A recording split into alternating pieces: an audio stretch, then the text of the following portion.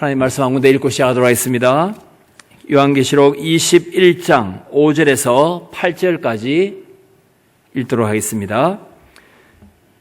계시록 21장 5절에서 8절까지 한 절씩 번갈아가면서 읽도록 하겠습니다.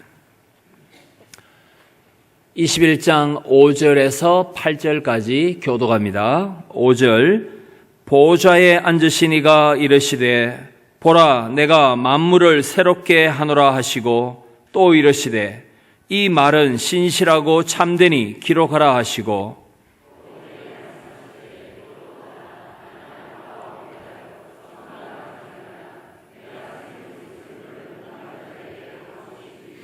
이기는 자는 이것들을 상속으로 받으리라. 나는 그의 하나님이 되고 그는 내 아들이 되리라.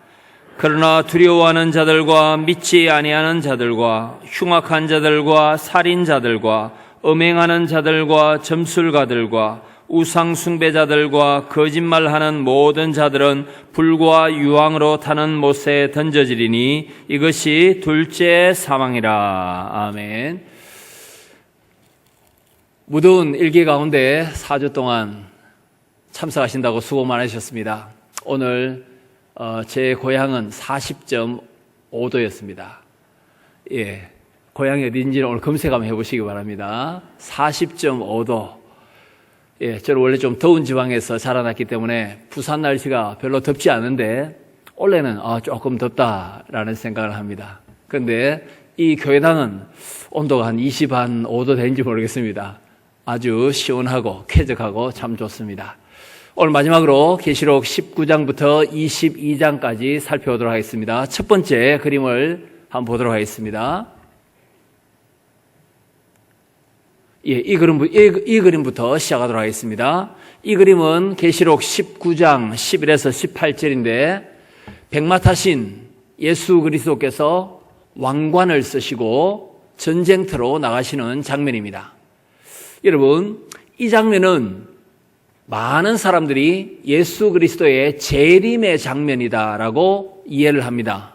그런데 예수 그리스도께서 왕 중에 왕이 되시고 주 중에 주가 되시고 하나님의 말씀으로서 원수들을 무찌르는 그 사역을 2016년 8월 지금 또 하고 계십니까? 안 하고 계십니까? 하고 계십니다. 세상 나라를 하나님 나라로 바꾸시기 위하여 그 누구보다도 열심을 내시는 분은 바로 우리 주 예수님이십니다. 시편 110편 1절은 구약의 성경 구절 가운데 신약에 가장 많이 자주 인용된 구절입니다. 하나님 보좌 우편에 앉으신 예수 그리스도께서 지금 천상에서 무슨 일을 하고 계시냐면 원수들을 발등상으로 만들고 계십니다. 이 말씀은 예수 그리스도께서 지금도 성천하셔서 왕 중에 왕이 되셔서 원수들을 정복하는 사역을 하고 계신다라는 뜻입니다. 그 110편 1절 말씀이 신약에 여러 군데 인용이 되어 있습니다.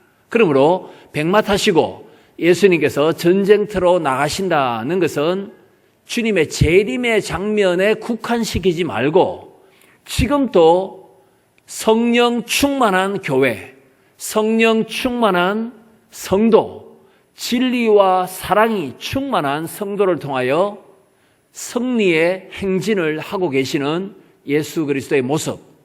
저와 여러분은 전투하는 교회입니다. 마귀와 싸우고 있습니다. 우리 속에 있는 죄와 싸우고 있고 우리 속에 있는 더러운 습관과도 싸우고 있습니다. 우리가 진리와 사랑으로 충만하다면 우리가 계속해서 우리도 백마 타고 승리할 수 있음을 믿습니다.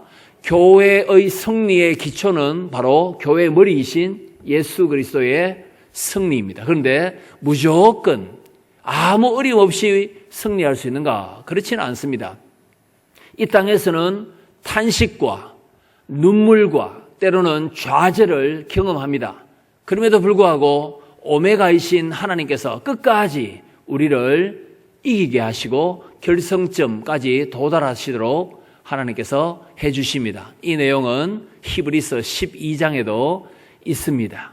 구약의 성도들이 믿음의 경주를 잘 했다면 신약, 우리 속에 계시는 성령 하나님의 위로하심과 성령 하나님의 교제하심을 받아서 성령의 능력으로 성령의 충만함을 입어서 주님 오실 때까지, 다시 오실 때까지 결승점까지 우리도 믿음의 경주를 해야 된다라는 것입니다. 우리에게 누가 바통을 이어주었습니까?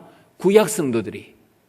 히브리서 11장에 아브라함, 모세, 다윗, 삼손 등등 구약의 믿음의 사람들이 얼마나 많이 등장합니까? 그런데 구약 성도들 속에는 보혜사 성령님의 내주하심이 없었습니다. 성령은 신약에 우리에게 내주하고 계시죠. 구약 성도들에게는 성령의 능력도 없었는데 불구하고 믿음의 경주를 잘 하는 은혜를 하나님 주셨습니다. 그렇다면 우리에게는 보혜사 성령께서 계신데 왜 우리가 낙심하면서 패배하면서 그렇게 기진맥진하게 살아야만 합니까? 그렇지 않습니다. 성령께서 우리를 다시 한 번 더 일으켜 세워주셔서 가장 위대한 우리의 위로자, 보혜사가 되셔서 주님 다시 오실 때까지 우리의 신앙의 경주를 성령께서 힘주시고 인도하여 주실 줄 믿습니다. 이 그림에 보시면은 예수님의 입에는 강력한 말씀이 나옵니다. 오늘 저와 여러분은 어떤 말씀을 묵상해 보셨습니까? 어떤 하나님의 말씀을 요즘 읽고 있습니까? 저는 요즘 계속해서 읽고 있는, 며칠째 계속해서 읽고 있는 말씀은 데살로니가 후서입니다. 데살로니가 후서는 3장까지밖에 되어 있지 않고 다 합쳐봐도 한 40여 절밖에 되지 않습니다. 이 구절을 지금 계속해서 집중적으로 읽고 또 연구하고 있습니다. 여러분은 예수 그리스도의 입에서 나오는 그 말씀, 기록된 말씀, 어떤 말씀을 요즘 송이 꿀보다 더 단 말씀으로 읽고 있습니까? 저와 같이 이제 학교에서 가르치고 또 신학생들을 양육하는 사람들은 특별히 성경 안에서도 정말로 이해하기, 해석하기 어려운 구절들이 많이 있지 않습니까? 그런 구절들을 붙잡고 끙끙끙거리면서 그 말씀이 무엇인지 참으로 힘든 그러한 연구 과정을 통해서 쉽고 명쾌하게 학생들에게 또 교회 사역자들에게 성도들에게 가르치는 그 일을 잘 할 수 있도록 여러분의 기도의 협력이 필요합니다. 예를 들어서 제가 지금 읽고 있는 데살로니가 후서 2장 8절 같은 데 보시면은 막는 자가 불법의 사람, 멸망의 아들이 활동하지 못하도록 지금 막고 있다라는 그런 구절이 있는데 도대체 그 막는 자가 누구인지 그에 대한 의견이, 해석이 수십 가지입니다. 그리고 이게 가장 정확하게 어떻게 해석할 수 있는가 계속해서 힘을 들여서 연구하고 이 연구 결과를 쉽게 성도들에게 먹이는 그 일을 부족하지만은 열심히 감당하려고 하고 있습니다. 여러분은 오늘 이 무더위에 어떤 하나님의 말씀을 강력한 운동력 있는 살아 역사하는 그 말씀을 읽고 계십니까? 이 그림에 보시면은 예수 그리스도의 뒤에 흰 말 타고 따르는 십자가 군병들이 있습니다. 그리스도의 좋은 군사들입니다. 우리를 군사로 부르신 예수 그리스도는 총사령관이십니다.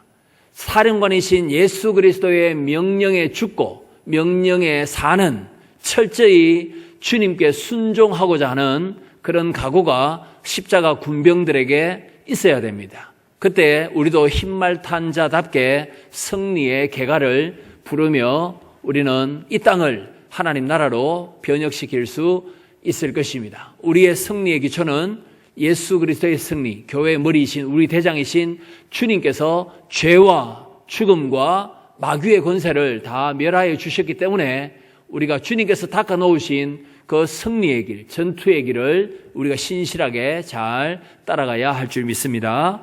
자, 그 다음 장면 한번 보도록 하겠습니다. 그 다음 장면 보시면 그 다음 장면은 이 장면입니다. 이 장면은 19장 끝부분에 있는데 왼쪽에 있는 머리 7개에 달린 바다에서 올라오는 짐승, 바다는 온 세상 로마 제국을 상징한다 했습니다. 로마 제국이 하나님의 심판을 받아서 멸망하고 오른쪽에 있는 양처럼 생겼고 용, 사탄처럼 말하는 머리에 뿔 2개가 달린 예수님은 어린 양 뿔이 7개 완전한 권능을 가지고 계신데 예수님을 불완전하게 흉내내는 저 땅에서 올라오는 짐승 유대인이 하나님의 심판을 받는다라고 라는 것을 그림으로 보여줍니다. 여러분,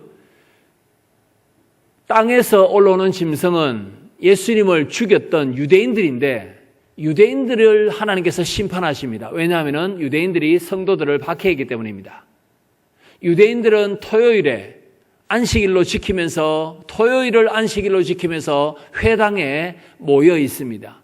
여러분이 지금도 요한계시록에 수신자들이 살았던 에베소, 스무나, 버가모 여기 가보시면 큰 유대인들의 회당의 유적을 그대로 볼 수 있습니다. 회당은 유대인들의 예배 장소인데 예수님을 믿지 않는 유대인들이었기 때문에 2장 9절에 뭐라고 불립니까? 사탄의 회당, 사탄의 회당이다 라고 불리죠. 큰 회당이 있고 그 옆에는 조그마한 교회당이 지금도 터키에 남아 있습니다.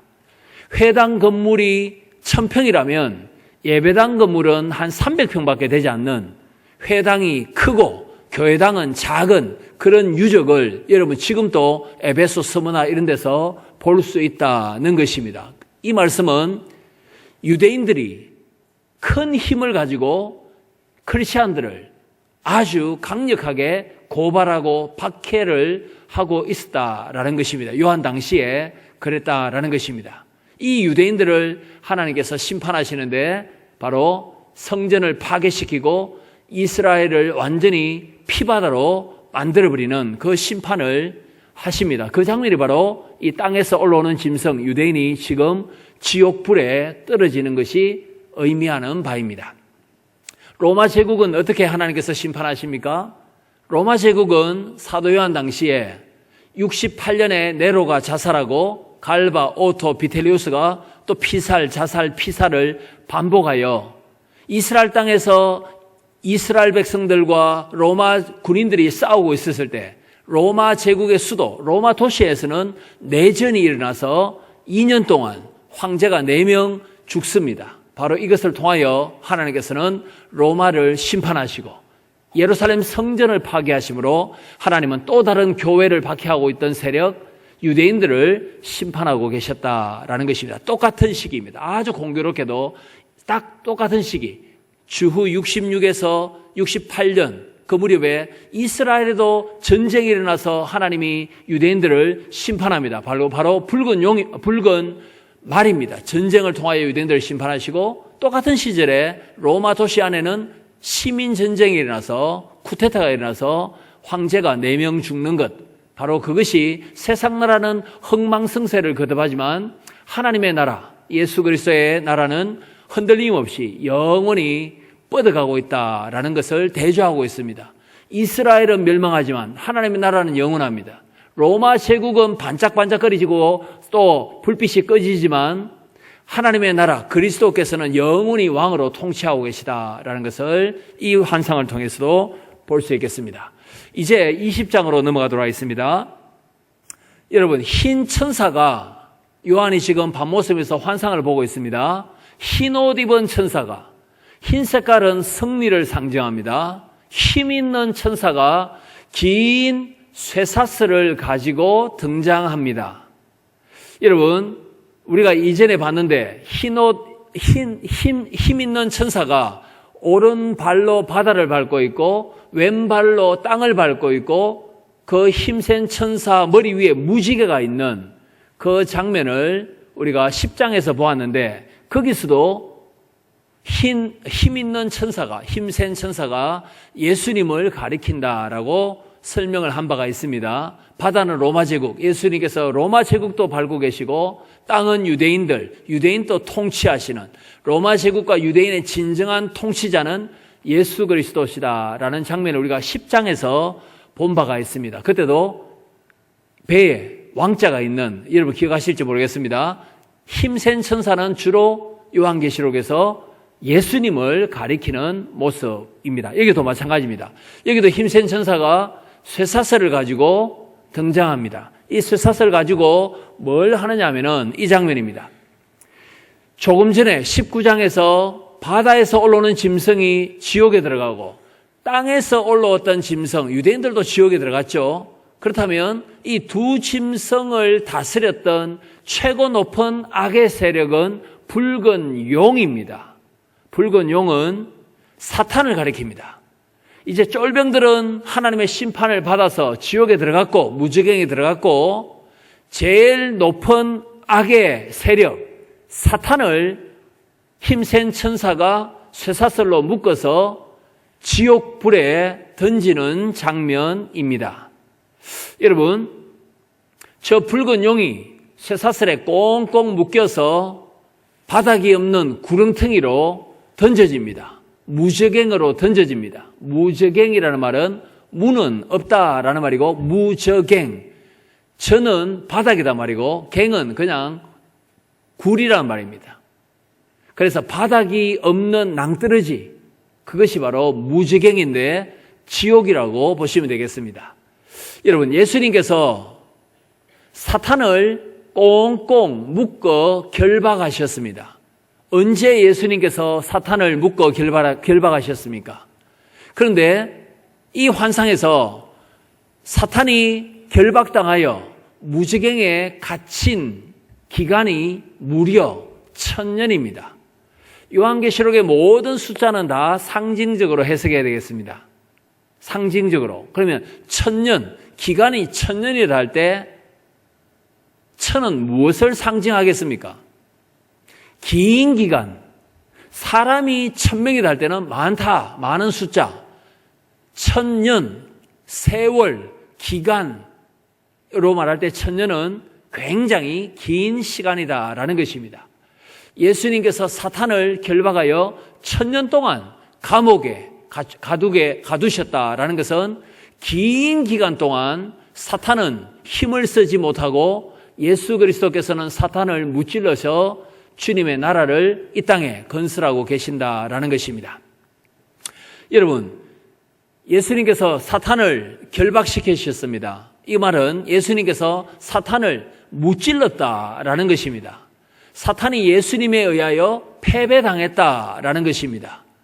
우리를 정죄하고 세상을 미혹하고 이단을 통하여 비진리가 교회 안에 침투하도록 하는 이 모든 배후에는 거짓의 아비, 요한복음 8장 44절, 마귀는 거짓의 아비이고 우리를 속입니다. 미혹합니다. 모든 이단들 뒤에는 마귀가 있습니다. 신천지 뒤에도 마귀가 있고 하나님의 교회 안상홍 정인의 그 배후에도 거짓의 아비 마귀가 있고 광명의 천사로 위장하는 전문가가 바로 마귀입니다. 그런데 이 마귀를 예수님께서 무찌르셨다, 패배시키셨다라고 말씀합니다. 언제부터 마귀가 패배당합니까? 예수님께서 이 땅에 오셔서 악령 들린 자 치유하셨죠. 자유케 하셨습니다. 때로는 모든 질병이 죄의 결과는 아닙니다. 그러나 복음서에 보시면은 어떤 질병은 죄 때문에 발병한 경우도 있습니다. 그래서 예수님께서 뭐라고 말씀하십니까? 다시는 죄를 짓지 말라. 더 악한 것이 생기지 않도록 범죄치 말라. 이 말은 죄 때문에 병이 걸릴 수도 있다라는 것입니다. 마귀의 유혹에 넘어가서 범죄를 계속함으로 하나님께서 사랑의 매를 대시기도 하십니다. 하여튼 모든 악의 세력의 배후에는 사탄이 있는데 예수님께서 이 땅에 오셔서 공생의 3년 동안 사탄의 세력을 계속해서 결박하시고 무찌르셨습니다. 여러분, 사탄이 결박되었다는 것은 사탄이 죽었단 말입니까? 그냥 힘을 상실하여 활동을 하지 못한다는 말입니까? 사탄이 죽었습니까? 안 죽었습니까? 안 죽었습니다. 그냥 패배한 상태로서 한 방 크게 얻어맞은 상태로서 막 비틀비틀거리면서도 계속해서 활발하게 나름대로 발악을 하고 있는 그 시대, 바로 지금입니다. 지금. 천년왕국, 사탄이 결박당하여 최후 발악을 하고 있는 그때는 언제부터 언제까지입니까? 주님께서 이 땅에 오셨던 초림부터 주님 재림하실 때까지 초림과 재림 사이의 전체 기간을 천년왕국이라고 부릅니다. 그렇다면 우리는 지금 천년왕국에 들어와 있습니까? 안 들어와 있습니까? 예수님이 베들레헴에 태어나셨을 때부터 왕으로 오셨죠. 주님께서 재림하실 때까지, 주님이 재림하시면은 마귀를, 패배당한 마귀를 영원한 지옥불에 던져 넣어서 형벌을 가할 것입니다. 초림부터 재림 사이 이 전체 기간을 우리는 천년왕국이라 부릅니다. 벌써 2016년이 지났지 않습니까? 예수님 초림부터 벌써 2016년이 지났습니다. 이 2016년 전체를 주님 재림하실 때까지를 다시 말해서 신약시대를 천년왕국 기간이라고 부릅니다. 우리는 신약의 백성, 천년왕국에 들어와서 살고 있는데 우리의 왕은 누구십니까? 예수 그리스도. 사탄은 지금 어떤 상태에 있습니까? 패배받은 상태, 패배당한 상태. 그러나 사탄이 없어졌습니까? 안 없어졌습니까? 안 없어졌습니다. 1944년에 프랑스 해변가에서 2차 대전을 결정짓는 엄청난 전투가 벌어졌습니다. 노르망디 상륙작전이었습니다. 프랑스 해변가에 독일 군인은 딱 진치고 있었고 미국, 영국 이 연합군들은 노르망디 해변에 상륙하여 거기에 딱 진치고 있었던 독일 군인과 결사항전을 하고 있는 독일 군인과 싸울 수밖에 없었습니다. 이때 수많은 군인들이 죽고 그 전쟁에서 연합군이 승리하고 독일군이 패배합니다. 그때가 1944년입니다. 그 전투에 승리했던 연합군은 2차 대전을 거의 마무리 짓는 것이나 마찬가지였습니다. 그러나 노르망디 상륙작전에서 승리했다고 해서 2차 대전이 끝난 것은 아닙니다. 결정적인 승리를 거두었지만은 2차 대전은 1년 후에 끝납니다. 1945년에 독일이 노르망디 그 해변가 전투에서 패배당하고 난 뒤에 어디로 물러가느냐 하면은 벨기에 쪽으로 물러갑니다. 그때 2차 대전의 거의 마지막 전쟁이라 할 수 있는 최후의 발악을 독일 군인이 했는데 그 장소가 버지입니다. 영화로도 나와 있습니다. 버지 전투. 벨기에 쪽에서 버지 전투에서 결정적으로 연합군이 독일 군인을 무찌릅니다. 바로 그 전투로 말미암아 2차 대전은 거의 끝난 것이나 마찬가지입니다. 마찬가지로 우리는 D-Day와 V-Day 사이에 살고 있습니다. 여러분 D-5일 뭐 이런 게 있지 않습니까? 감정교회 여름 수련회 이제 5일이 남았습니다. D-5 이렇게 쓰지 않습니까? 4일 남았습니다. D-4 이렇게 쓰지 않습니까? D-Day. D-Day가 있다면 승리의 날, 빅토리, V-Day도 있습니다. D-Day도 있고 빅토리, V-Day도 있습니다.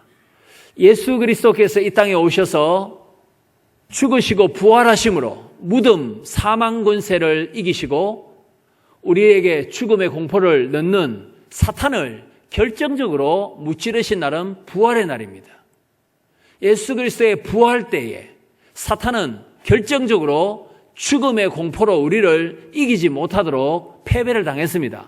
그러나 주님이 재림하시면은 패배당한 사탄은 영원한 지옥 형벌을 받게 될 것입니다. 그것은 주님의 마지막 승리의 날, V-Day입니다. 빅토리 데이입니다. 우리는 그러면 어디 사이에 살고 있습니까? D-Day와 V-Day 사이에 살고 있죠. 그런데 제가 여러분께 드리는 질문은 V-Day는 빅토리, 승리의 날, V-Day 이해되시죠? 그런데 문제는 D입니다. D.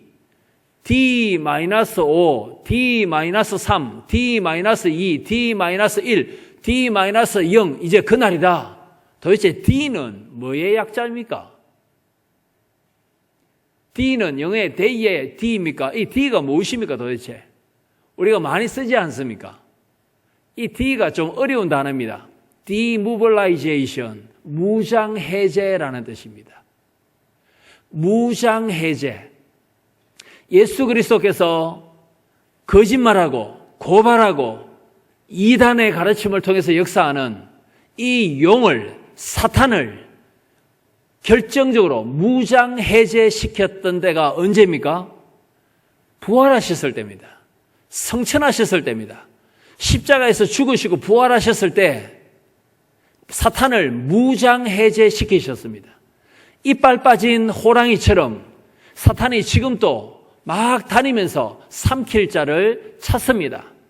패배당하여 크게 가격을 받은 사탄이 이빨 빠진 호랑이처럼 우는 사자처럼 지금도 어르렁거리고 있는데 이 사탄을, 패배당한 사탄을 완전히 지옥에 던질 그 날은 빅토리, D-Day, 주님의 재림 때입니다.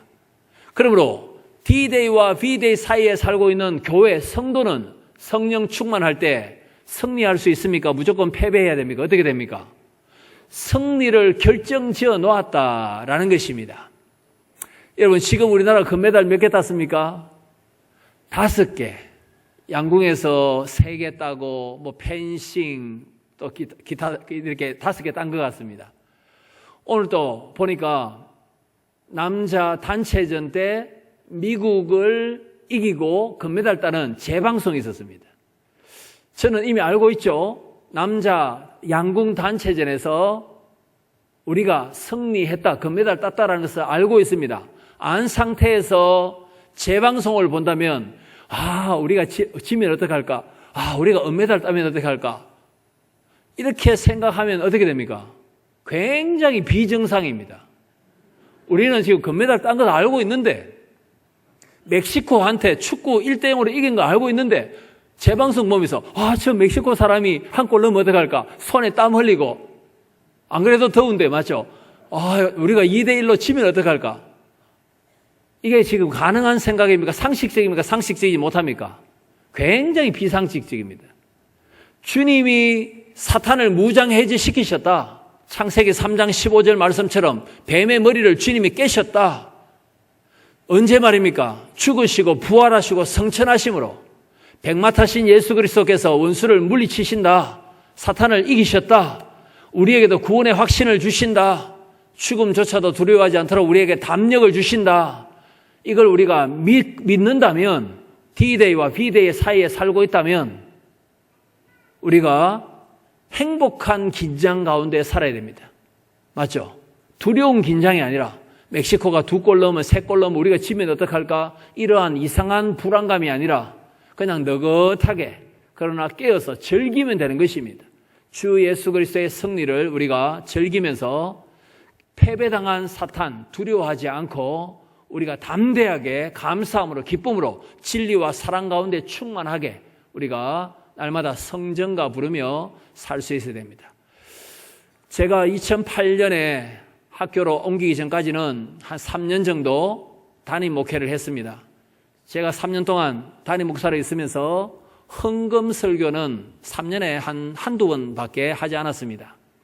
그런데 창세기 14장에 보시면은 조카 롯을 구원했던 아브라함이 314명을 이끌고 가서 건져내지 않습니까?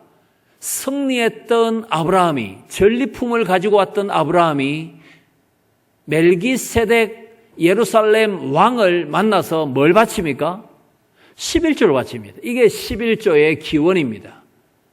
우리가 11조, 헌금을 한다. 이것은 감사의 표시고 헌신의 표시인데 우리 손에 주님께서 뭘 쥐어주시기 때문입니까? 전리품을, 승리를, 때로는 재물을 주님께서 주셨기 때문에 감사의 표시입니다. 저와 여러분이 한 달 동안 직장에서 사업터에서 되게 하시는 하나님의 은혜를 받아서 열심히 정직하게 돈을 벌고 정직하게 사업을 하여 우리의 지혜도 하나님으로부터 온 것입니다. 우리의 기술도 하나님으로부터 온 것입니다. 우리의 직장과 사업터가 망하지 않고 이렇게 건재한 것은, 어려운 가운데서 건재한 것은 주님께서 붙들어 주시기 때문인데, 주님께서 주시는 이 승리의 전리품을 주님께, 승리의 근원이신 주님께 다시 돌려드리는 것, 그것이 헌금의 정신입니다. 헌금만 그렇겠습니까? 우리의 찬송, 우리의 감사 다 어디에서 온 것입니까? 우리에게 이기게 하신 하나님, 승리케 하신 그 주님께 우리가 감사의 표시로 다 바쳐드리는 것, 모든 것이 주님께로부터 와사오니 우리가 감사와 땀과 눈물을 담아서 주님께 다시 승리의 전리품을 돌려드리는 것, 그것이 우리의 바람직한 복된 삶입니다. 우리가 어디 사이에 살고 있기 때문입니까? D-Day와 B-Day 사이에 이미 승리하신 예수 그리스도, 다시 오셔서 완전히 승리를 주신 예수 그리스도, 그 승리를 우리가 늘 깨어 경성함으로 우리의 것으로 만들어야 된다라는 것을 말씀합니다. 20장 10절에 보시면은 이제 예수 그리스도의 재림의 장면입니다. 재림하셔서 사탄을 완전히 지옥불에 던져 넣을 것입니다. 사탄은 영입니다. 모양이 없습니다. 영의 존재인, 영적인 존재인 사탄조차도 영적인 존재, 형체가 없는 영적인 존재 사탄도 고통을 당하는, 영원히 구더기도 타지 않는 지옥불에 던져지는 특수한 형벌의 장소, 영적인 세력인 사탄도 고통을 끊임없이 당하는 이 지옥불에 주님께서 재림하셔서 우리의 마지막 원수 사탄을 던져 넣으실 것입니다. 이 장면은 주님께서 재림하신다면 우리가 백보자 심판을 받을 것입니다. 오늘 우리 목사님 찬양 인도를 참 잘해 주셨는데요. 483장을 우리가 불렀습니다. 맞죠? 483장 후렴부에는 이렇게 되어 있습니다. 우리가 가지고 있는 찬송가에 이렇게 되어 있습니다. 주가 나의 이름 보좌 앞에 놓인 어린 양 생명책에 기록하옵소서. 이게 얼마나 비성경적인 가사인지 모릅니다. 그런데 이걸 가음정교회가 살짝 성경적으로 바꾸었죠. 어린 양 생명책에 기록하셨도다. 이렇게 우리 찬송가 가사를 바꿔버리는 건 아주 이것은 탁월한 선택입니다. 어린 양 생명책에, 구원의 백성의 이름이 기록된 생명책에 주님께서 우리의 이름을 기록하셨습니다. 감사합니다. 이것이 우리의 신앙 고백이지. 아직 기록 안 하셨는데 기록하여 주옵소서. 이제 기록해 주옵소서. 기록 안 되는데 지금이라도 기록해 주옵소서. 그런 것은 없다 이 말입니다. 이 483장 가사는 후렴 부분은 한국교회가 반드시 우리가 불렀던 찬송처럼 바꿔야 됩니다. 기록하셨도다. 왜냐하면 예정은 영원 전에 예정을 받았지 않습니까? 우리가 이제서야 2016년 8월 이제서야 주님께서 막 생명책에 우리의 이름을 기록하고 그렇지는 않습니다. 영원 전에 구원받을 자, 구원받지 못할 자 예정을 하셨습니다. 에베소서 1장에서, 베드로전서 1장에서 그렇게 분명히 말씀하고 있지 않습니까? 지금이라도 기록하여 주옵소서가 아니고 구원의 확신을 가지고 기록하셨음을 믿고 감사드립니다. 이렇게 찬송을 하는 것이 마땅하다 이 말입니다. 그래서 주님께서 다시 오시면은 이 백보자 심판을 받을 것입니다. 이 백보자 심판의 두루마리 하나는 생명책이고 여기에 보시면은 두루마리가 많이 있지 않습니까?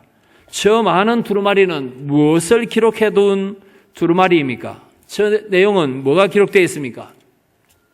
모든 성도들이 행했던 모든 일들이 다 기록되어 있는 두루마리입니다.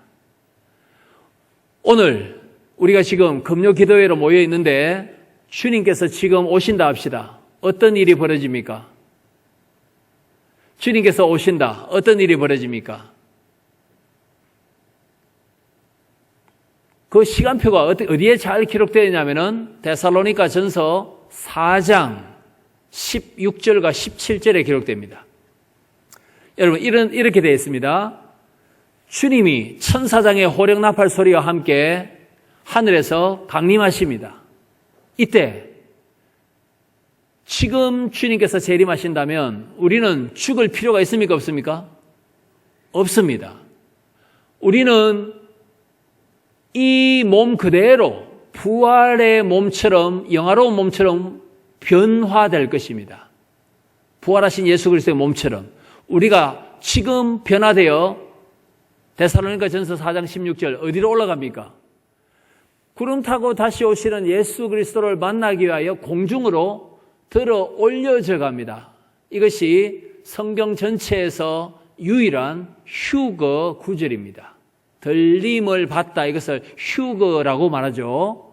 우리가 부활의 몸을 입어서, 그리고 지금 화장당했고 매장당했고 공동묘지에 묻혀있는 성도들, 불신자들 다 주님 재림할 때 부활합니다. 맞습니까? 불신자도 부활하여 영원한 지옥 가죠. 성도도, 죽은 성도도 부활합니다. 죽은 성도가 부활합니다. 우리는 죽지 않고 부활의 몸을 입어서 죽은 부활한 성도와 함께 공중으로 들려 올라가서 공중에서 누구를 만납니까? 우리 주님을 만납니다. 재림의 주님을 만납니다. 공중에서 만납니다. 그 다음에 어디로 갑니까? 공중에서 주님을 영접하리라. 이것이 데살로니가 전서 4장 17절 말씀입니다. 그 다음에 공중에서 주님 만나서 공중에서 붕붕 날아다니면 됩니까? 안 됩니까? 영원토록 공중에서 막 날아다니고 우주인처럼 그렇게 살 수는 없지 않습니까? 위로 가든지 다시 오든지 뭐 결단을 내려야 될 거 아닙니까? 어디로 가야 됩니까? 위로 올라가야겠습니까? 다시 이 땅으로 내려오겠습니까? 위로 올라간다라고 생각되시는 분 손 한번 들어보실까요? 위로 올라간다. 이 자유입니다, 자유. 모르겠다, 손 한번 들어보시겠습니까?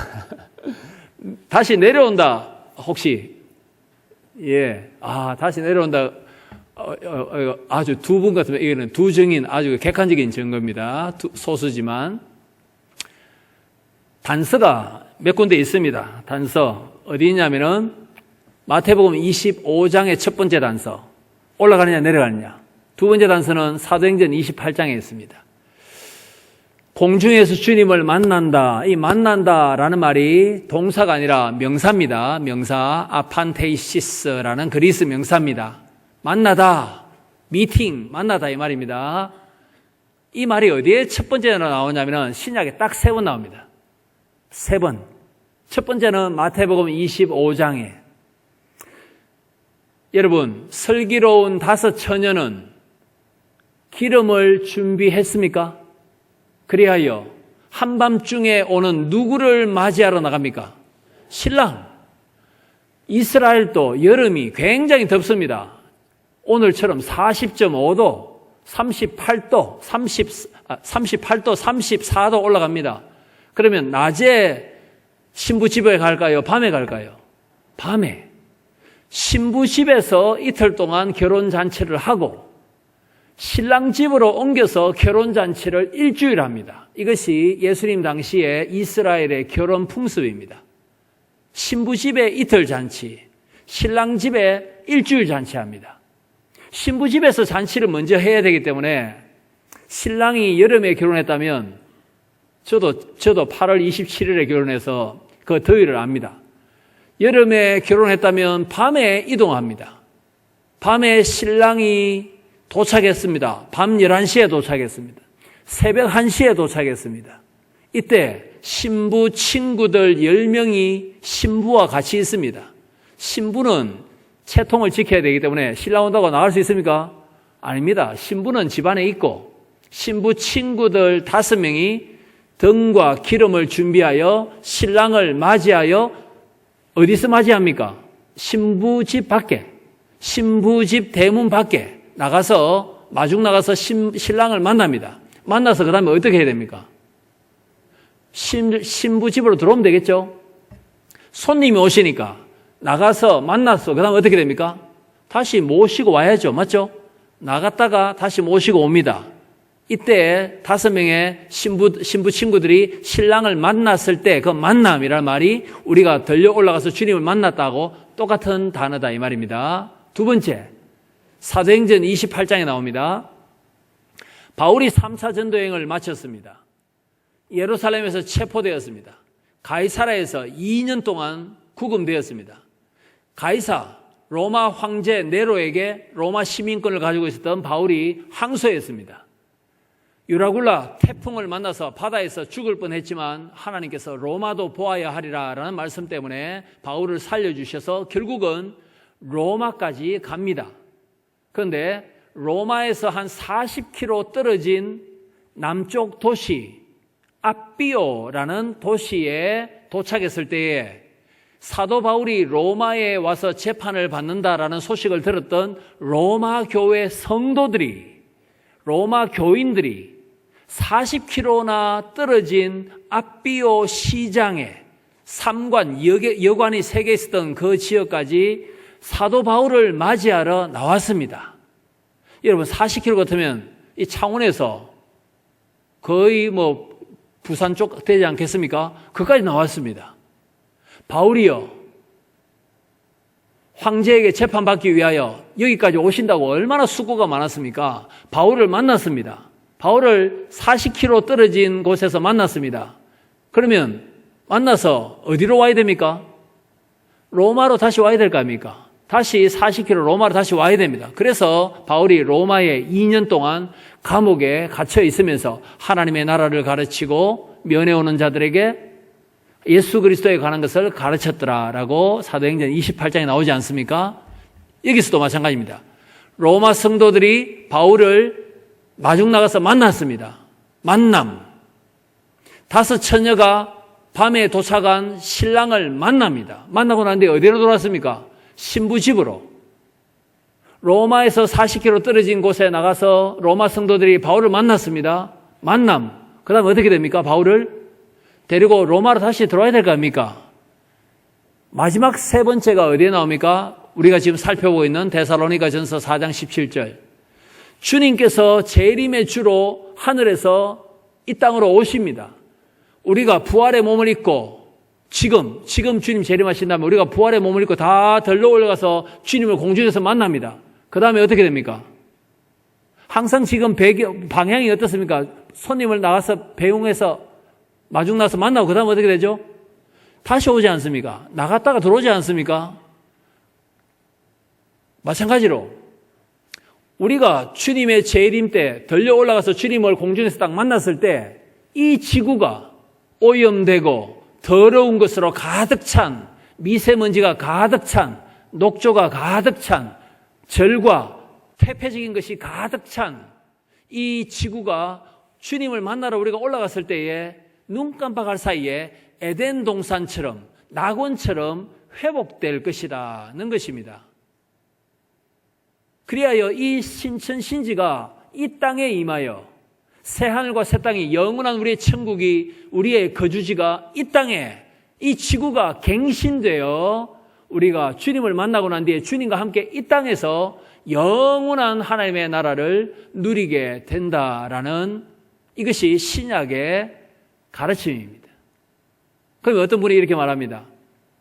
주님께서 우리를 위하여 거처를 예비하시러 지금 하늘에 올라가셨는데 영원한 저 하늘에 우리의 거처가 있어야 될 것인데 상급 따라 우리 집사님은 충성하셨으니까 80평짜리 맨션에 죽기 전에 예수님을 믿어서 구원받은 사람은 주님을 위해서 해놓은 것이 없으니까 15평짜리 아파트에 사람마다 다 상급이 다르지 않습니까? 요한복음 14장에 있는 것처럼 주님께서 우리를 위하여 거처를 다 만들고 난 뒤에 예수님 계신 곳에 성천하신 하늘에 우리도 있게 하리라. 주님 데리고 오실 줄을 우리가 믿고 있는데 여기에 이 지구가 영원한 새하늘과 새 땅이 되어서 여기에 영원한 천국이 임한다면 그러면 주님께서 짓고 계시는 하늘의 천국은 없단 말입니까? 이렇게 질문할 수 있습니다.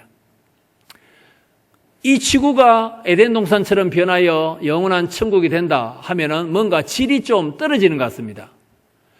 저 하늘에 영원한 천국이 있다 하면은 뭔가 더 완벽하고 깨끗하고 복과 모든 것이 완벽한 것처럼 느껴집니다. 이런 것은 우리의 선입견인데 우리가 이것을 교정시켜야 됩니다. 여러분, 만약 영원한 천국이 저 하늘에 있다 합시다. 주님이 성천하신 지 지금 2000년 지났는데 주님이 지금 게을러서 능력이 없어서 아직도 안 쥐고 계십니까? 말씀 한마디로 온 우주를 창조하셨던 하나님께서, 우리 주님께서 우리의 상급을 다 알고 계신데, 주님께서 맨션과 아파트를, 우리의 거처를 하늘에 말씀 한마디로 다 지을 수 있는데 2000년 동안 주님께서 아직도 미완성하셨단 말씀입니까? 어떻게 되는 것입니까? 그것도 이해가 되지 않죠. 모든 사람은 상급이 다 다릅니다. 어떤 사람은 100평 맨션을 받을 만한 충성한 땀과 눈물을 바치고 순교까지 했던 사람이 있습니다. 어떤 사람은 50평, 어떤 사람은 30평, 어떤 사람은 10평, 어떤 사람은 천국이지만 5평. 모든 사람은 상급이 다르기 때문에 혼자서 그 맨션에 살아야 됩니다. 여러분 한번 생각해 보십시오. 여러분이 주님을 위해서 충성했다. 그죠? 세상 나라를 하나님 나라로 바꾸기 위하여 우리도 주님의 승리를 믿고 고난 가운데서도 신앙의 정조를 지키고 주님의 신부답게 살기 위하여 죄와 싸우고 해서 최선의 삶을 주님께 올려드렸다. 이때 주님께서 너는 상급이 100평짜리 맨션에 살만한 데다. 너는 100평 맨션을 선물로 받으라 하면 우리가 주님께 아멘, 감사합니다, 할렐루야 하면서 선물로 받겠죠. 그러니까 문제는 뭐냐면 거기에 혼자서 영원토록 살아야 된다는 것입니다. 왜냐하면 사람마다 다 상급이 다르니까 다른 사람이 놀러 오지만 거기 살면 안 됩니다. 저는 주님을 위해서 해놓은 것이 불렀기 때문에 20평짜리를 받았답시다. 그럼 저 혼자 거기 영원토록 살아야 됩니다. 좀 이상하지 않습니까? 안 그렇습니까? 200평짜리 맨션에 혼자서 영원히 살아야 됩니다. 그게 복처럼 느껴지십니까? 우울증 걸리기 딱 좋습니다. 안 그렇습니까? 근데 그것이, 물론 거기에는 영원한 천국이기 때문에 눈물과 슬픔도 없고 병도 없고 그래도 괜찮다. 그래도 나는 200평은 혼자 살아야지. 뭔가 좀 이상한 스토리 전개, 이야기 전개가 되고 있는 것 같지 않습니까? 내 아버지 집에 거할 곳이 많도다. 요한복음 14장 3절이지 않습니까? 그 집은 가족이라는 뜻입니다. 그리스 명사 오이키아는 가족이라는 뜻입니다. 내 아버지 하나님의 자녀들이 많도다. 너희는 아버지 하나님을 믿으니 나를 믿으라. 두려워하지 말라. 제자들아, 내일 나는 십자가에서 죽는다. 그러나 오늘 목요일 저녁에 너희들의 발을 씻기고 있는 나, 내일 내가 죽지만은 너희도 나처럼 십자가에 못 박혀 죽으면 어떡할까? 두려워하지 말라. 하나님 아버지를 믿으니 나를 믿으라. 왜냐? 내 아버지 집에 거할 곳이 많도다. 너희는 전능하신 하나님 아버지의 돌봄을 받고 있는 하나님의 가족이 아니냐? 하나님의 아들이 아니냐? 그 말씀을 요한복음 14장 3절에서 주님께서 주신 것입니다. 그이는 영원한 맨션, 100평짜리, 200평짜리 주님께서 우리에게 주시겠다. 그렇게 해석하면 어색한 본문이 요한복음 14장 말씀입니다. 누가복음에 보시면은 사복음서 가운데 마태, 마가, 누가, 요한 사복음서 가운데 유일하게 누가는 예수님께서 골고다 십자가에서 죽으실 때에 양편의 강도들 중에 한 편, 오른쪽인지 왼쪽인지 잘 모르겠습니다만은 한편 강도가 죽기 직전에 예수님을 구주로 영접한 사건을 기록합니다. 이때 주님께서 뭐라고 말씀하십니까? 오늘 너가 나와 함께 낙원에 있으리라. 파라다이스, 낙원에 있으리라. 여러분, 예수님이 먼저 돌아가셨습니까? 강도가 먼저 죽었습니까? 골고다 십자가 3개가 있었는데 강도 2, 강도는 아무래도 체력이 좋지 않겠습니까? 예수님의 무릎뼈를 꺾었습니까? 안 꺾었습니까? 안 꺾었습니다. 무릎뼈를 왜 꺾냐면 빨리 죽이기 위해서. 그런데 예수님의 무릎뼈가 꺾이지도 않고, 구약의 예언이죠. 뼈가 꺾이지 않는다. 강도들의 무리처럼 주님이 수치스럽게 돌아가셨지만 뼈가 꺾이지 않았다 이 말은 주님이 먼저 죽었다 이 말입니다. 강도들은 아마 끝까지 체력이 좋으니까 살아있다가 아마 뼈가 꺾여서 죽었던 것 같습니다. 하여튼 한 명 강도가 주님을 믿고 주님과 함께 낙원에 있게 됩니다. 맞습니까? 강도의 시체는 어디에 들어갔죠? 구원받은 강도 말입니다. 어디에 들어갔죠? 무덤에. 그러면 강도의 영혼은 안 죽으니까 구원받은 강도의 영이 어디에 있단 말입니까? 낙원에 갔다 말입니다. 낙원에. 이걸 이제 누가복음에서는 나사로가 아브라함의 품에 안기진 것처럼 그렇게 설명합니다. 맞죠? 아브라함의 품에 안기다. 성천하신 예수님께서 계시는 저 하늘에 성도의 영이 올라가 있다. 어디에 올라갔단 말입니까? 낙원에. 지금 제가 죽음이란 것은 무엇입니까? 육체와 영이 분리되는 것입니다. 제 몸은 어디로 갑니까? 제가 죽으면.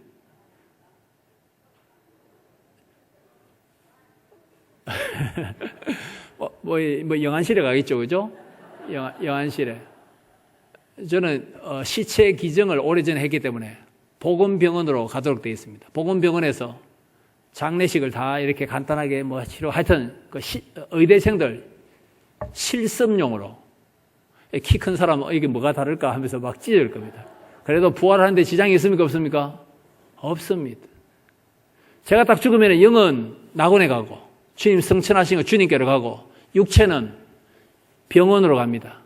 실습 해부용입니다. 난도질 당할 것입니다.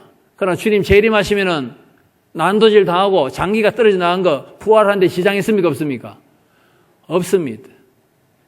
화장당하면은 2시간 만에 재가 됩니다. 매장당하면 30년 만에 한 줌의 흙으로 바뀝니다. 시간 차이일 뿐입니다. 해부용 몇 년 쓰다가 없어질 것입니다. 괜찮습니다. 부활하는데 아무 지장이 없습니다. 맞습니까? 낙원에 있는 저의 영이 주님 재림하실 때 같이 와서 한 줌의 흙으로 변한 육체와 결합하여 부활할 것이다 이 말이죠. 부활하여 주님 재림하시면 공중에서 주님 만나서 이 땅이 눈 깜빡할 사이에 새 하늘과 새 땅이 되어서 다시 내려와서 주님과 함께 이 땅에서 영원히 살고 어린 양의 혼인잔치를 우리가 즐기게 될 것입니다. 이것을 사도행전 3:21, 사도행전 3장 21절에서 사도 베드로도 설교하면서 강조했습니다. 이 세상을 만유를 회복하실 것이다. 회복한다 되어 있지 이 지구를 없앤다라는 말씀을 쓰지 않습니다. 베드로 후서 3장에서도 사도 베드로가 이렇게 말합니다. 주님께서 재림하실 때 이 지구의 물질이 불에 녹아지고 풀어지리라. 기억나십니까? 이 지구 안에 있는 모든 더러운 것들은 불순물이 완전히 빠져서 정화될 것이다. 깨끗하게 될 것이다. 갱신될 것이다. 라는 뜻입니다. 여러분, 불순물이 있는 철이 용광로 속에 들어가면 어떻게 됩니까? 불순물은 없어지고 더 깨끗한 강철이 됩니다. 마찬가지로 주님께서 재림하실 때 이 지구가 깨끗한 에덴 동산처럼 낙원을 잃어버린 우리가 아니라 낙원을 다시 회복하는 실낙원이 아니라 복낙원의 회복의 은혜를 우리 주님께서 우리에게 주실 것이라는 것입니다. 창세기에 보시면 주님께서 세상을 창조하셨습니다. 죄 때문에 세상이 더러워집니다. 더러워지기 전에, 타락하기 전에 이 세상은 주님 보시기에 심히 아름다웠습니다. 심히 아름다웠지만은 죄로 말미암아 변질됩니다. 더러워졌습니다. 주님 재림하심으로 이 더러워진 것을 회복시키십니다. 재창조시킵니다. 새 창조하십니다. 이 지구를 없애버리는 것이 아니라 이 지구를 에덴 동산처럼 다시 복낙원으로 회복시킬 것이다 라는 것을 우리가 기억하면 좋겠습니다. 예수님께서도 마태복음 19장에서 친히 이렇게 말씀합니다.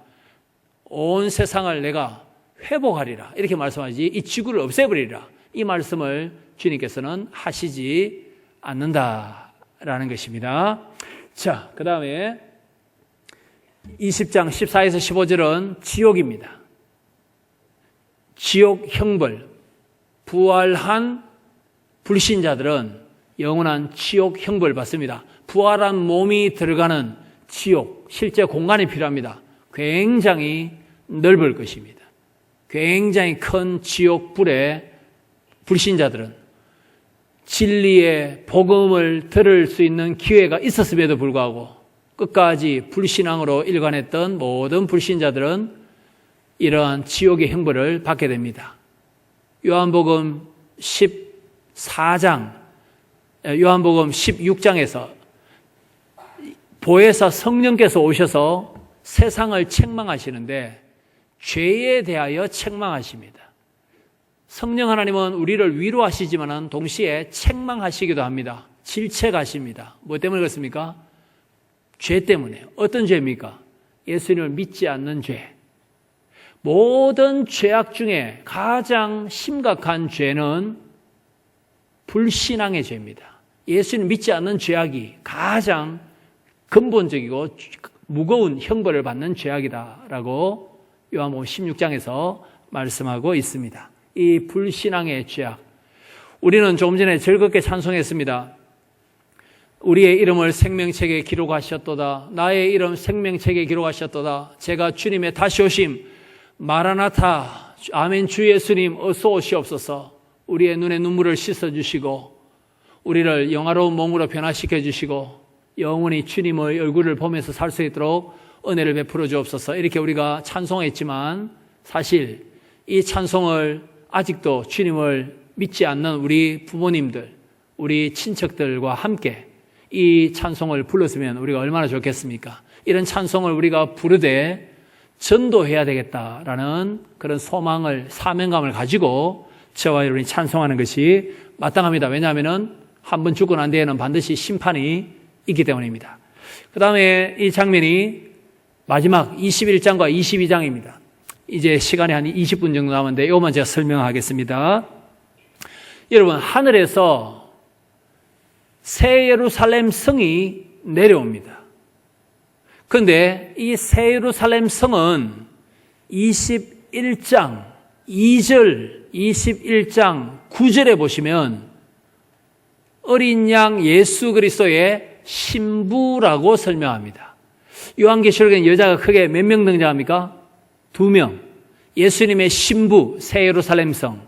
엄녀, 큰 성 바벨론. 기억나십니까? 엄녀. 구약에서 엄녀는 이스라엘 백성이 우상 숭배할 때 엄녀라 불리죠. 마찬가지로 요한계시록 18장의 엄녀도 예수님을 믿지 않은 유대인들을 엄녀라고 부릅니다. 유대인들이 땅에서 올라오는 짐승도 되고 엄녀도 되고 용이 토해낸 물을 받아 먹기 때문에 사탄의 가르침을 받아들였기 때문에 땅은 유대인들은 또 거짓 선지자라고도 불리기도 합니다. 하여튼 엄녀와 신부 이 두 여자가 계시록에 있는데 하늘에서 길이, 넓이, 높이가 똑같은 이 정육방체 새 예루살렘 성이 내려오는데 새 예루살렘 성은 우리입니다. 우리. 어린 양의 신부라고 말하기 때문입니다. 여러분, 요한계시록 말씀이 가르쳐주는 대로 우리가 배워야 되지 우리의 생각대로, 고집대로, 들어왔던 대로, 전통대로 계시록을 이해하면 안 됩니다. 우리의 생각 속에는 요단강을 건너면은 황금집 새 예루살렘 성에 들어가서 그 장소에서 우리가 영원히 살 것이다. 이 생각이 우리 속에 가득 있습니다. 새 예루살렘 성을 우리가 뭐라고 자꾸 생각한다고요? 영원한 천국, 장소, 건물로 생각하는데 요한계시록은 그렇게 설명하지 않습니다. 새 예루살렘 성은 어린 양 예수 그리스도의 정결한 신부라고 말합니다. 사람이라고 말합니다. 사람. 우리가 새 예루살렘 성입니다. 그런데 이 새 예루살렘 성의 모습을 보십시오. 길이, 넓이, 높이가 똑같습니다. 여러분, 저게 정육방처럼 보입니까? 길이, 넓이, 높이가 똑같다. 이것은 21장 16절에 있는 말씀입니다. 높이, 넓이, 길이가 다 똑같은데 얼마입니까?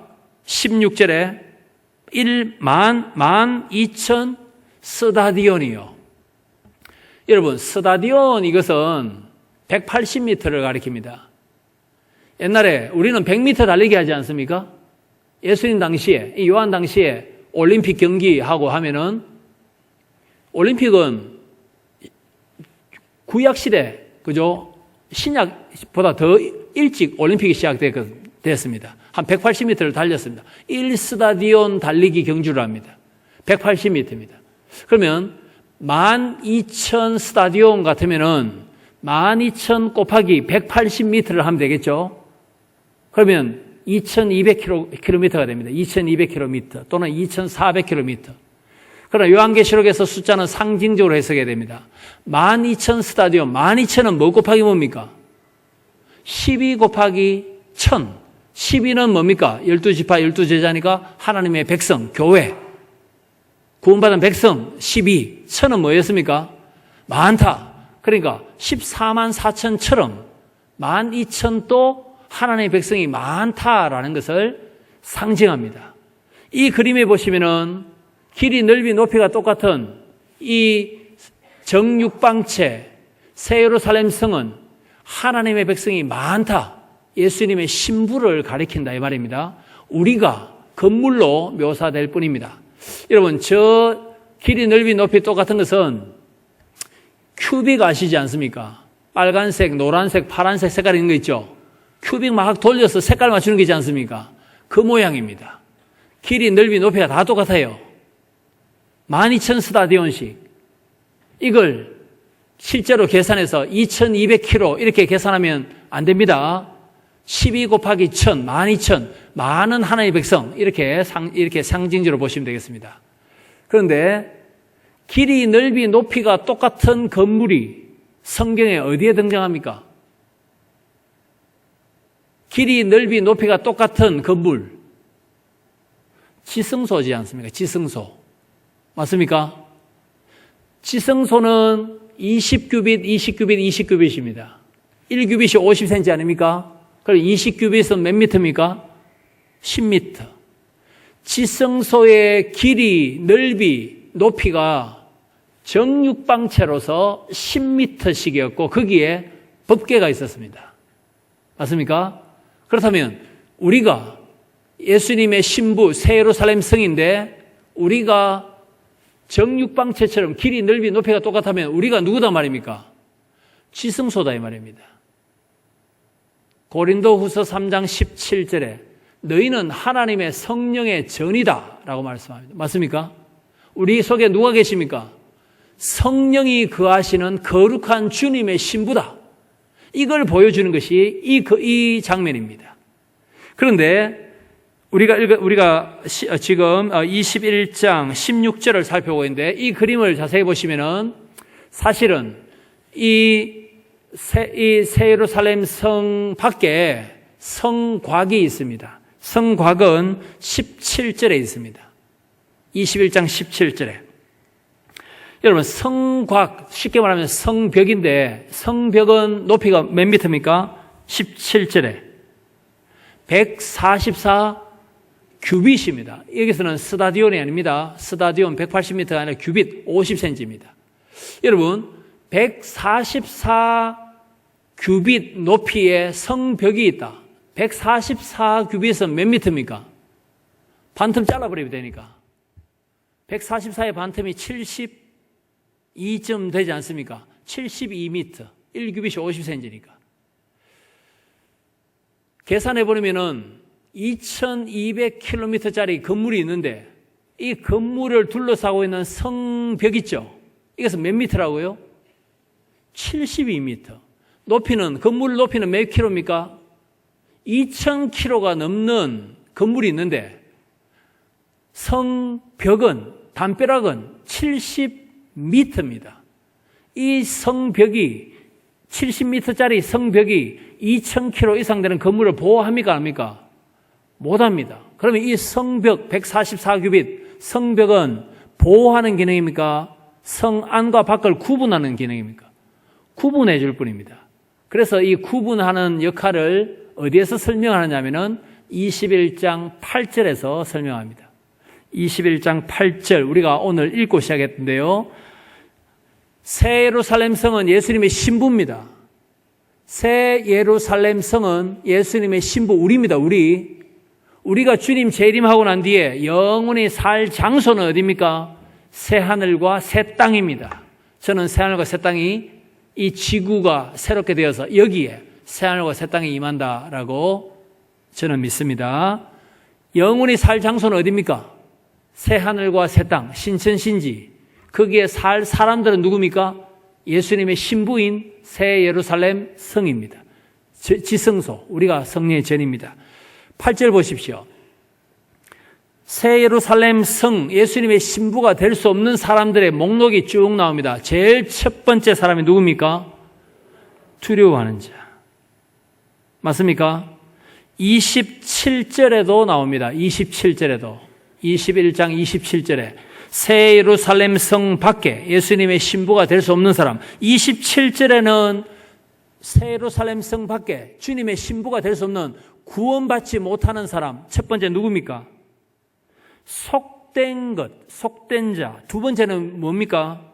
가증한 일을 행한 자. 다시 8절로 돌아갑니다. 8절. 예수님의 신부가 될 수 없는 사람. 첫 번째 누구였습니까? 두려워하는 자. 두 번째는요? 불신자. 그런데 제가 요한계시록을 기록한다면 믿지 않는 자를 먼저 두고 두려워하는 자를 두 번째 두었을 것 같아요. 왜냐하면 불신자는 지옥 가고 불신자는 예수님의 신부가 아니기 때문에. 그런데 8절에 보시면은 제일 앞에 누가 나오죠? 두려워하는 자. 지금까지 요한이 소망과 위로의 메시지 박해받던 7교회, 에스보드, 사빌라 7교회에게 계속해서 주 예수 그리스도의 승리, 흰말 맞습니까? 순교자에게도 흰옷 맞습니까? 24장로도 흰옷 입고 면류관 쓰고 있었고 주의 입에서 칼이 나오고 주님이 승리하셨다. 사탄은 패배당했다. 용과 바다짐승, 땅짐승, 사탄과 로마 제국과 유대인들 어떤 박해 세력이라도 주님께서 다 심판하신다. 실컷 가르쳐 줬는데도 불구하고 그것은 이론이고 나는 여전히 두려워하겠습니다. 이때 사도 요한은 뭐라고 합니까? 두려워하는 자는 예수님의 신부로서의 자격이 미달이다. 요한계시록의 박해 상황을 염두에 두고 있기 때문에 제일 앞에 누구를 두고 있습니까? 예수님이 신부라면 두려워하지 말아야 된다. 두려워하지 말아야 되고 믿어야 된다. 그 다음에 세 번째 누굽니까? 신부가 될 수 없는 사람. 흉악한 자. 그 다음 뭡니까? 살인자, 음행자, 점치는 자, 우상숭배자, 거짓말하는 자들. 이들은 지옥 불에 다 떨어질 사람이다. 이렇게 말합니다. 그럼 다 지옥 가겠습니다. 나도 거짓말했는데. 마음속에 엄난함이 있는데 그럼 다 지옥 가고 도대체 누가 천국 가겠습니까? 이런 질문을 할 수 있죠. 오늘의 운세 실수로 보는 성도들이 있을 것입니다. 그러면 다 지옥 갑니까? 그게 아니고 여기서 뭡니까? 거짓말을 편안하게 하는 자, 거짓말을 습관적으로 하는 자, 거짓말하고도 양심의 가책을 느끼지 않는 자, 엄난한 생각을 하고도 회개치 않는 자. 뭐죠? 회개함 없이 반복적으로 습관적으로 편안하게 죄 짓는 사람은 주님의 신부가 아니다 이 말입니다. 거듭난 사람이라면 이러한 실수와 죄에 빠졌을 때 철저히 회개하여 돌이켜야 됩니다. 그 사람 속에 거룩한 영, 성령님께서 계시기 때문에. 맞죠? 그래서 한 번 거짓말을 해도 지옥 간다 이 말은 아닙니다. 회개하는 자, 두루마기를 빠는 자는 복이 있도다. 22장 14절에 그 말씀이 있지 않습니까? 회개하는 자는 복이 있도다. 그것이 계시록의 마지막 7번째 복입니다. 여러분, 이 그림을 보십시오. 이제 시간이 한 10분 정도 남았네요. 이 그림을 보시면은 새 예루살렘 성 안에는 21절에 보시면은 동서남북 3개씩 총 12개의 진주 문이 있는데 저 문이 닫히지 않습니다. 여러분, 새 예루살렘 성은 우리입니다. 우리. 새 예루살렘 성은 예수님의 신부입니다. 우리입니다. 우리가 새 예루살렘 성입니다. 우리 속에 문이 12개 있는데 문이 항상 열려 있습니다. 왜냐하면 새 예루살렘 성 안에는 밤이 없기 때문입니다. 밤이 없으니까 문을 닫을 이유가 없습니다. 우리는 빛의 자녀이기 때문입니다. 착하고 진실되고 거룩한 빛의 행동으로 아직도 예수님을 믿지 않는 성 밖에 주님의 신부가 되지 못하는 사람들을 주님 재림할 때까지 우리의 착한 행실로 초청하라, 전도하라. 주님 재림하실 때까지 빛의 자녀답게 살아서 성 안으로 주님의 신부가 될 수 있도록 엄녀를 신부로 바꾸는데 전도하라, 최선을 다하라 라는 전도의 사명을 우리에게 주신 것입니다. 영원한 천국에 진주문이 있다 이렇게 해석하면 안 된다 이 말입니다. 새 예루살렘 성은 신부 우리입니다. 우리가 새 예루살렘 성입니다. 우리는 빛의 자녀다 이 말입니다. 빛의 자녀. 그리고 이것은 마지막 22장 1에서 5절인데 새 예루살렘 성을 계속해서 설명하고 있습니다. 새 예루살렘 성은 성도 우리입니다. 우리 속에 하나님의 보좌로부터 생명수 강이 흘러넘칩니다. 그리고 생명수 강가에 생명나무들이 쫙 심어져 있고 1년에 한 번이 아니라 매달 다달이 생명수 나무에 열매가 맺힙니다. 이 장면은 영원한 천국에 생명강이 흐를 것이다. 그게 아니고 새 예루살렘 성인 우리 안에 성도 안에 생명수 강이신 성령이 충만하게 풍성하게 성령 충만하게 성령께서 우리 속에 콸콸콸 넘치는 은혜를 부어주신다라는 것이고 그 성령의 은혜로 말미암아 우리가 성령의 열매를 사랑과 희락과 화평 열매를 맺을 수 있다라는 것을 가르쳐주는 말씀입니다. 우리는 예수님의 신부입니다. 우리는 정육방체니까 우리가 성령의 전입니다. 우리 속에 성령께서 계셔서 열매를 맺도록 해주시고 이 모든 것은 이미 구약에 이미 나와 있습니다. 이사야 62장 3절에 하나님께서 이스라엘 백성을 향해서 별명을 2개 줍니다. 첫 번째 별명은 무엇입니까? 헵시바. 두 번째 별명은 뭡니까? 뷰라. 헵시바는 무슨 뜻입니까? 나의 기쁨이 너에게 있다.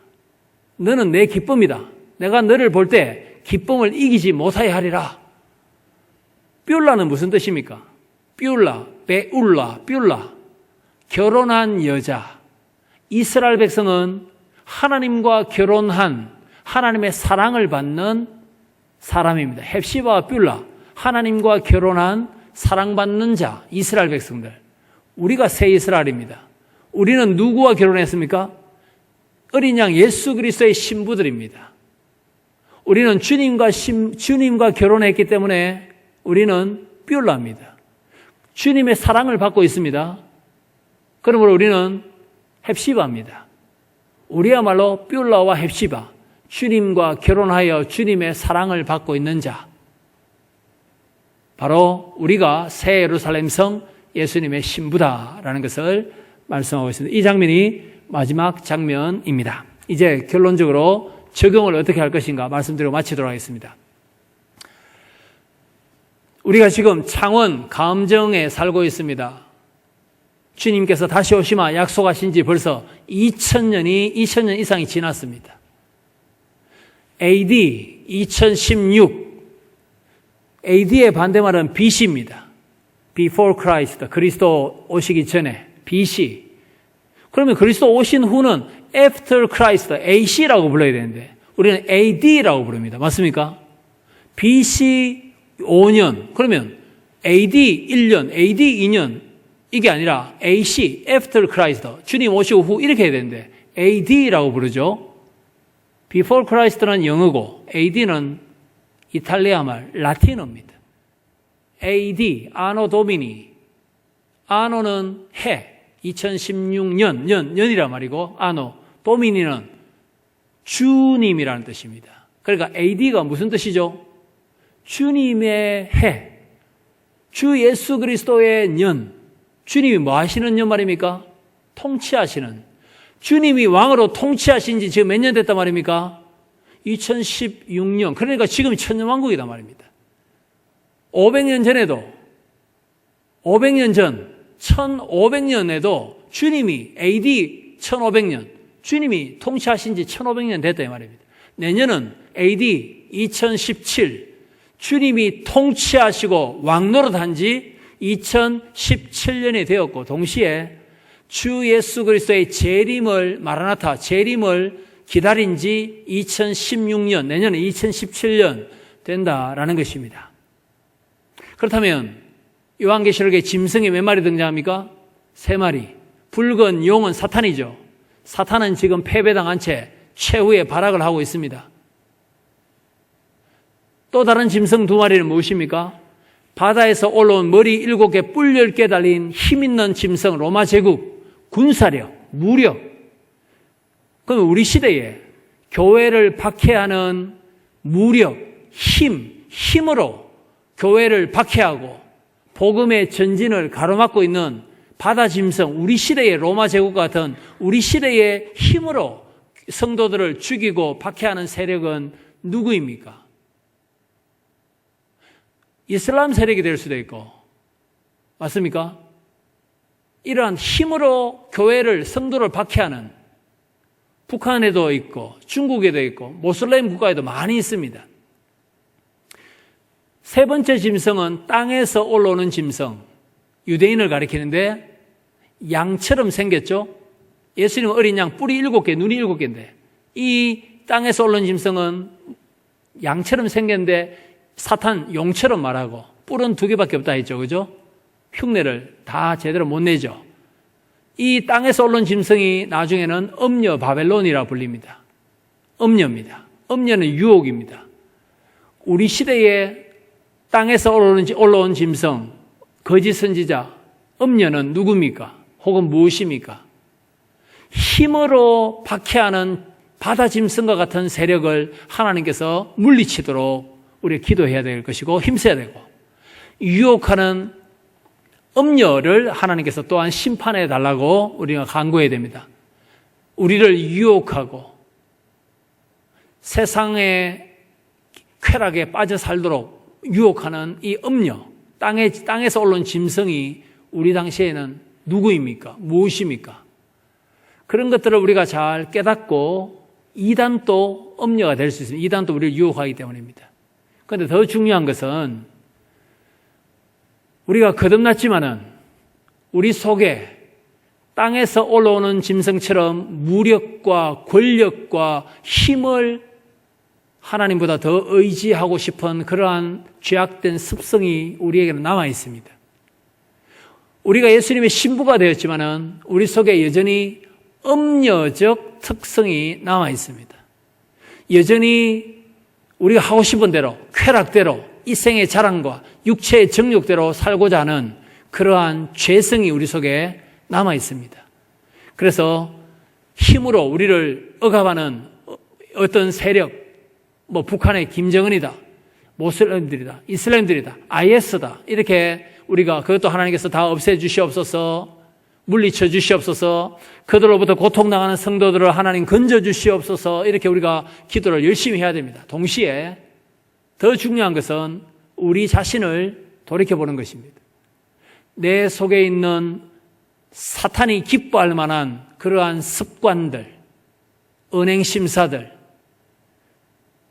용뿐만 아니라 유혹하는 이 음녀의 유혹 속에 내가 넘어가지 않도록 하나님, 내 속에 있는 음녀적인 이 기질들을 하나님 다 꺾어주시고 말과 행동과 생각에 있어서, 은행심사에 있어서 주님을 더 영화롭게 할 수 있는 신부답게 살 수 있도록 거룩한 영, 성령 충만케 하여 주옵소서. 우리 자신을, 우리 교회를 먼저 잘 돌이켜 보아야 하는 것입니다. 이렇게 요한계시록을 적용할 수 있습니다. 우리 주님 다시 오십니다. 성령 충만한 주님의 신부는 예수님 어서 오시옵소서 이렇게 외칩니다. 주님께서 언젠지 모르겠지만은 반드시 오십니다. 베들레헴에 초림하셨던 예수 그리스도의 초림이나 만큼 예수 그리스도의 재림은 확실합니다. 주님께서 반드시 속히 오십니다. 베드로와 바울 당시에 주님의 재림이 가까웠다 했는데 하물며 2000년 지난 지금 주의 재림이 가까웠다라고 말하는 것은 당연한 것입니다. 주님께서 다시 구름 타고 오실 때까지 신실하고 정결한 어린 양의 신부로서 우리의 삶의 현장에 하나님의 나라가 임하는 놀라운 은혜를 경험하는, 또 주님께 찬송을 드리는 저와 여러분이 되었으면 좋겠습니다.